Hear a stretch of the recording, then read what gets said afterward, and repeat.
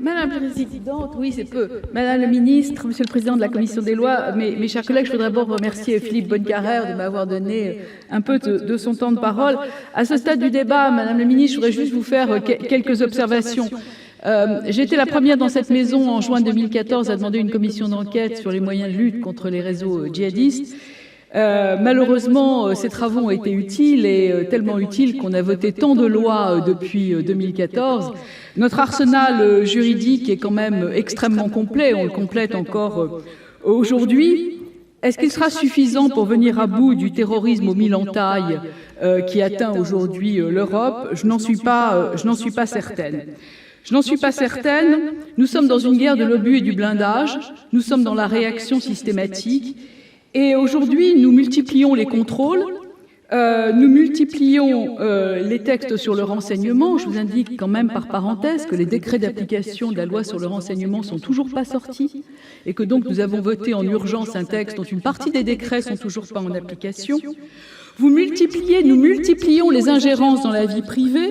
Mais vous privez, Madame le Ministre, les communes d'un élément essentiel de contrôle de leur population, qui sont l'élaboration des cartes nationales d'identité, aussi les autorisations de sortie du territoire, et vous vous opposez systématiquement aux demandes de nos collègues alsaciens d'étendre au territoire national le certificat domiciliaire, qui serait un moyen pour les élus de connaître les gens qui sont sur leur territoire. On nous demande d'avoir plus de sécurité, on nous demande moins de moyens.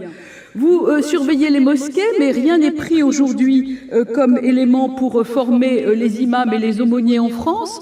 Tout le travail qui a été fait par Bernard Cazeneuve avec l'instance de dialogue n'a aujourd'hui apporté aucun écho. Nous n'avons absolument pas avancé. Donc tous les spécialistes savent que la radicalisation ne se fait pas dans les mosquées. Tous les spécialistes savent aussi qu'il faut fermer les lieux de culte quand ils profèrent des discours contraires aux lois de la République. Mais en même temps, où en est-on de ce travail fondamental de la formation des imams et des aumôniers en France? Vous comprenez bien que tous ces imams détachés des pays d'origine constituent autant de risques. Certes, par exemple, le Maroc et l'islam du juste milieu, mais vous avez bien vu la part de cet imam marocain dans l'attentat de Barcelone. Qu'en serait-il aujourd'hui si une chose pareille arrivait en France? Madame la ministre, nous devons absolument avancer sur ces éléments. Et oui, je partage ce que vous a dit Eliane Assassi, il faut absolument travailler sur la prévention. Que va-t-on faire des 12 000 personnes radicalisées signalées à l'UCLAT? Que va-t-on faire aujourd'hui des officines de formation ou de prévention de la radicalisation qui sont quand même un peu mieux surveillées grâce à l'article 4 ter bis que nous avons introduit grâce à Catherine Troendlé et moi-même à propos d'un amendement qui a été certes un peu modifié par l'Assemblée nationale, mais qui néanmoins demeure.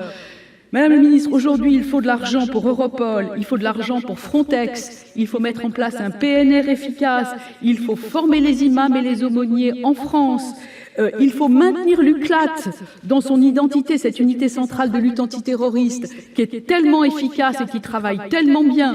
Madame la ministre, en réalité, la lutte contre le terrorisme, nous en verrons les éléments essentiels dans quelques semaines au moment de l'examen du budget. Et notre collègue Buffet l'a très bien dit, ce sont les moyens qui vont être importants. Il faut mettre des moyens au service de la police, il faut mettre des moyens au service des renseignements, il faut mettre des moyens en hommes et en matériel. Et il faut absolument se saisir de la question de la lutte contre la radicalisation et de la prévention, sans lequel nous allons continuer à nourrir ces gens. Et je voudrais, pour terminer, vous faire une proposition qui était peut-être un peu iconoclaste, mais finalement, pourquoi pas, nous sommes entre nous. Que va-t-on faire des djihadistes qui vont revenir de Raqqa, aujourd'hui que Raqqa est libéré? Je pense qu'il faudrait réfléchir à quelque chose qui ressemblerait à un tribunal pénal international, parce que finalement, nous avons un tas de djihadistes européens. Nous ne pouvons pas les ramener sur nos territoires, nous devons les juger. Je pense que ce que Florence Parly a dit en termes d'élimination ciblée, c'est ce que tout le monde pense tout bas et qu'elle a dit tout haut. Je crois qu'à force de prôner les valeurs de la République, on serait quand même bien inspiré d'instaurer un tribunal pénal international pour pouvoir juger ces terroristes. Je vous remercie. Merci, chers collègues.